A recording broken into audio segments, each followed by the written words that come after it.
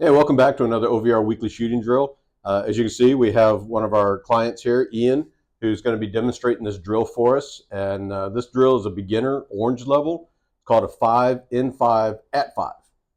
Title kind of says it all.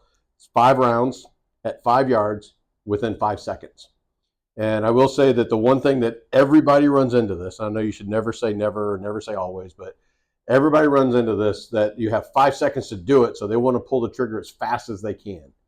You'd be very surprised how long 5 seconds truly is. So, Ian, you've ran this already, and of course we're going to run it as part of the drill to show everybody, but what are your thoughts on the drill? So yeah, I did it once already, unrecorded. 5 seconds actually is a lot longer than I expected.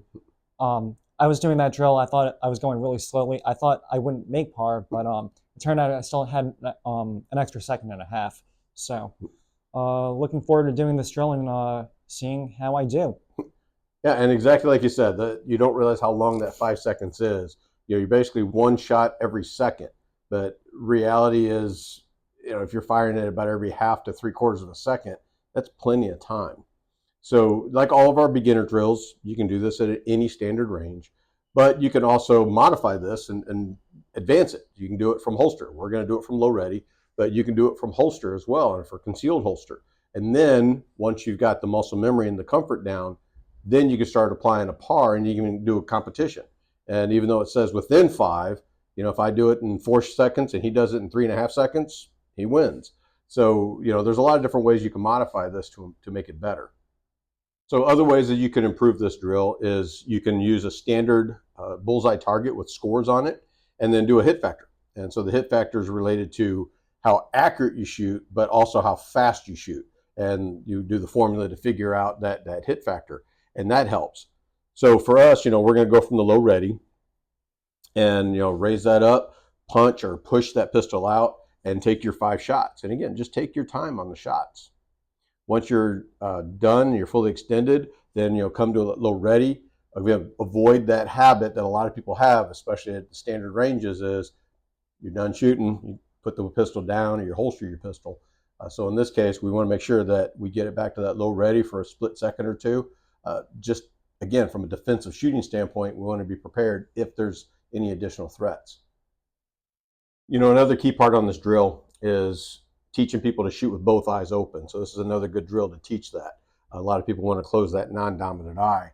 For marksmanship, that works great, but for a defensive shooting purpose, we want to make sure both eyes are open to have a full field of view.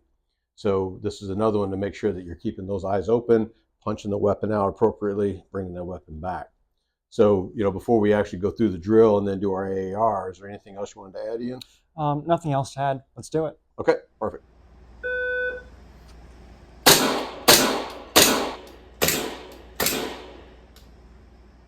Okay, so for the AAR on this, the first thing we'll point out is the target. We're not using like a paper target or anything like that. We're using a live picture of a target as an introductory, because again, if you're doing defensive shooting, you got to have that feel that if it truly is a person you're looking at.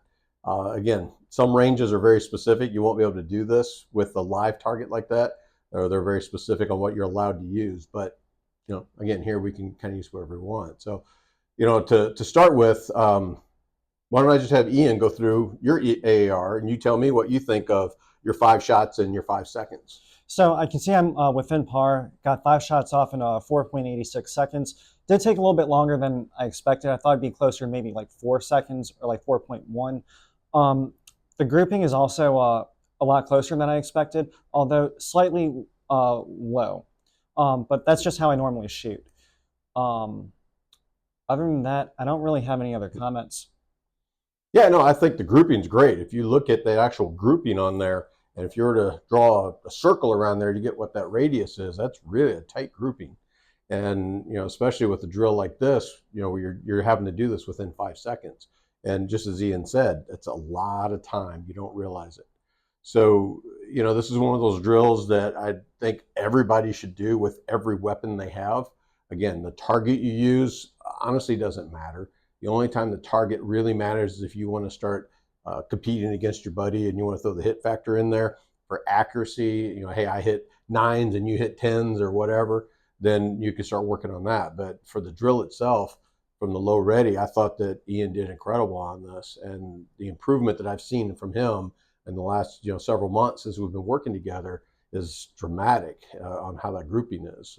Would you agree? I definitely agree. One other comment I want to make. So I see that my first shot was done at 1.94.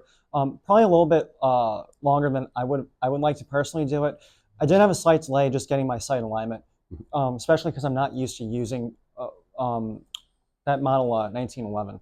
Okay. I'm used to firing Beretta, so different weapon.